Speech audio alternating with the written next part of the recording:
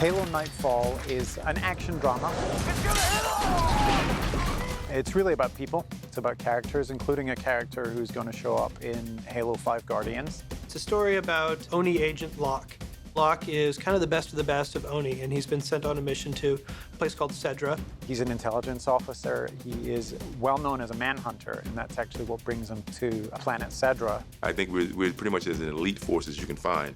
I'm expected to lead this group and point them in the right direction and to get the task done. You don't play God! That's not your right! He has an interesting character arc in Halo 5 Guardians, but his journey and his transformation really start here in Halo Nightfall, and in some ways that's really what the story's about. It's a story about heroes and the good and the bad side of heroism and what people expect from heroes. The team that we meet in Nightfall, there's two teams really. There's the Oni team, there's Locke's crew, and then there's the Cedrans, the local forces, who don't really appreciate the presence of Oni there. Oni doesn't work alongside anyone. It's just you and everyone else way below. And so when you have the Oni and the Cedran Colonial Guard come together, what you really get is a clash of cultures.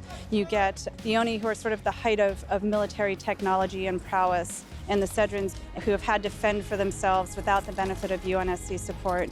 And so the coming together really is a dynamic that plays out even within itself. I'm the one making the decisions around here. We're not making any decisions like that. Your team is dead and you got no ship. You're just one of the rest of us now. Horrigan. Yes, sir. Aiken is a colonel in the Cedran forces, and when you meet him, he's a Cedran. He's strong, everybody looks to him. But you find out throughout the course of the show that he actually has a much more complicated history in that he was a Spartan too. He is sort of the badass of Cedra. And so Aiken and Locke end up having an interesting arc together.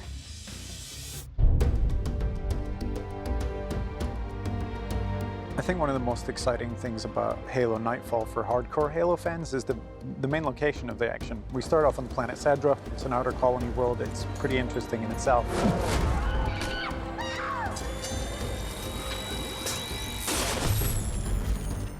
But we end up on a lost fragment of the first Halo ring. Ring fragment, really, that we encounter in the show is a leftover piece of the ring that Master Chief blew up in the very first game. You've been on this ring before, but this is what happens after it explodes and after security systems that the Forerunners built into the Halos tried to go off, didn't really work so well. So we're left with really just a shattered piece of what used to be this enormous ring in the sky. Impossible. Plants, water. What the hell is this? Halo ring? I don't put anything past it. And it's almost like a living creature. The terrain and the geology is its skin, and it's trying to maintain its ecosystem and trying to repair itself every night before the sun rises. Because when the sun rises, it gets to 900 degrees. So our heroes find themselves trying to survive on this incredibly, incredibly dangerous environment. The remaining life, kind of the big local threat, aside from being burnt to a cinder, are the worms. Golo worms, they're called. Fans of the Halo games, or people that have been in the universe before, have seen them mostly as hunters. These are worms, kind of collectives of these worms that gather into these forms. They build the big blue, kind of stompy guys with great big plasma cannons and shields that'll usually try to smack you. But these are all individual worms, kind of individual creatures that band together to accomplish a higher purpose. And so these worms that they encounter on the Halo fragment are much more feral, much more dangerous, much more hungry, maybe is a good way to describe them, because they don't have a lot to eat on a Halo ring, so when our heroes show up, that looks pretty good to them. It's fun for fans of the games who've been seeing these things for quite a while to encounter them in a new form, and frankly, kind of a terrifying new form. So we come to the planet, we encounter something that we did not anticipate, and basically we're gonna be left to our own resources. The suit that I'm in will become useless. The equipment we brought will basically be a detriment to us, and from here on in, it's gonna be bare bones. It's gonna be back down to the basics. None of us are getting off this stone. And in 5 hours and change, that sun is coming up. We're all gonna be dust. That's not true. There's still the tug.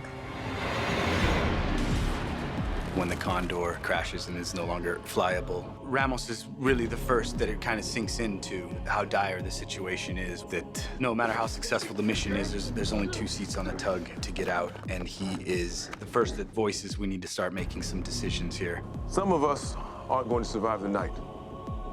That's a given.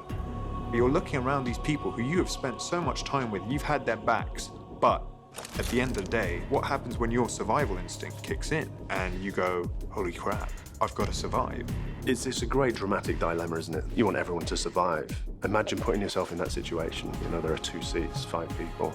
I mean, that cranks up the drama in the last act.